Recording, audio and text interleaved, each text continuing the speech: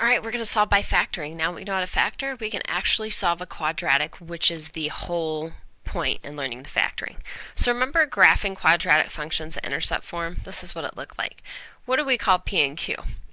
We called them zeros, or x-intercepts, or solutions.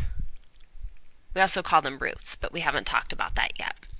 Intercept form of a quadratic is the same as writing a quadratic in factored form. So y equals that is the same as just writing it with parentheses and saying it's equal to 0. When we worked in intercept form, we just took the opposite of the numbers being added to x. So now we're going to learn y because of the zero product property. So if something times something is 0, then one or both of those are equal to 0. So we can use this to help solve quadratic equations after we have factored them. Here are 3 easy steps to help us remember how to solve a quadratic by factoring. Set the quadratic to equal to 0, because we can only do this process if it's equal to 0. Factor using GCF, difference of squares, trinomial method, just factor. 3, set each factor equal to 0, and solve.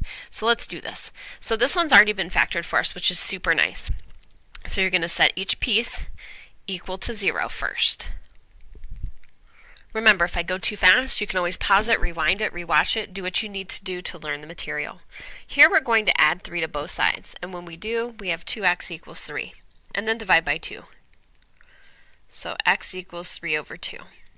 Over here we'll subtract 6 from both sides, so 3x equals negative 6, and then we'll divide by 3. So x equals negative 2. You're all done. B is not already factored, and I'm not going to use the shortcut here. I'm just going to put a 0x for my middle term. If you think you could do the shortcut here, you go for it, but I am going to put a 0x for middle term. So A is 1, B is 0, and C is negative 9. And when we set up our chart, we want to know what multiplies to give us A times C, which in our case is negative 9, and adds to give us B, which in our case is 0. So we've got 1 and 9 and 3 and 3. That's our only choices. But 1 plus 9 is 10 and 9 minus 1 is 8. So that doesn't work because we want 0. However, we have a shot with 3 and 3. It adds to give you 6, but it subtracts to give you 0. So let's double check. Is 3 times negative 3 negative 9? It sure is. And is 3 minus 3 0? Yup. So we're going to take those two terms and we're going to split our middle. So we have x squared plus 3x minus 3x minus 9 equals 0. If you're having a hard time factoring, make sure you go back and rewatch the factoring videos, because at this point we're going to assume you kind of know how to do it, and the main focus is on what we did like on part A here.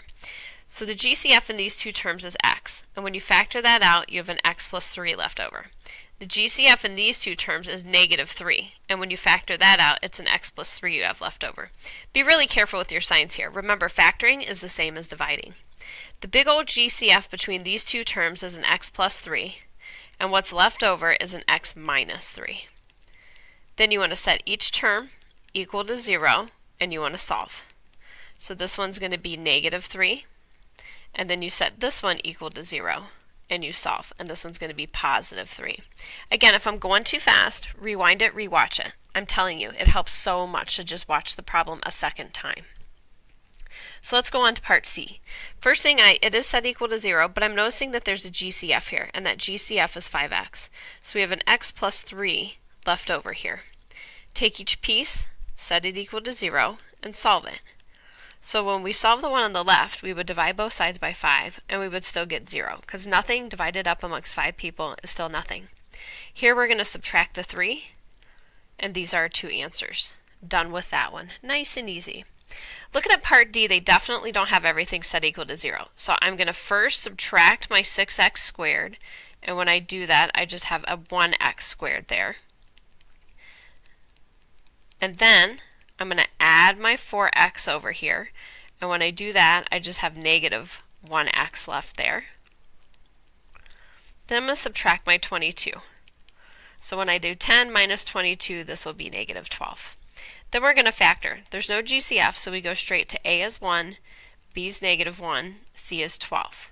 You want to know what multiplies to give you A times C, which in our case is a positive 12. Let me erase this real quick. There we go. Positive 12, but adds to give us B, which in our case is negative 1. So we have 1 and 12, 2 and 6, and 3 and 4, and these are the only factors of 12. 1 plus 12 is 13, but when you subtract is 11. You want negative 1, that won't work. 2 and 6 is 8, but when you subtract you get 4. That won't work. 3 and 4 is 7, but when you subtract you get 1, so the possibility is here. And what will need to happen is you'll have to have a negative on your 4. 3 times negative 4 is not negative 12. Oh wait, I forgot to put a negative on my 12. Shame on me. There we go. So put that negative on there. Bad STORVIK. There we go. So this is negative 12, and it multiplies to give you negative 12, and it adds to give you negative 1. So you can split your middle. So x squared plus 3x minus 4x minus 12 equals 0. GCF in the first two is an x, so x plus 3.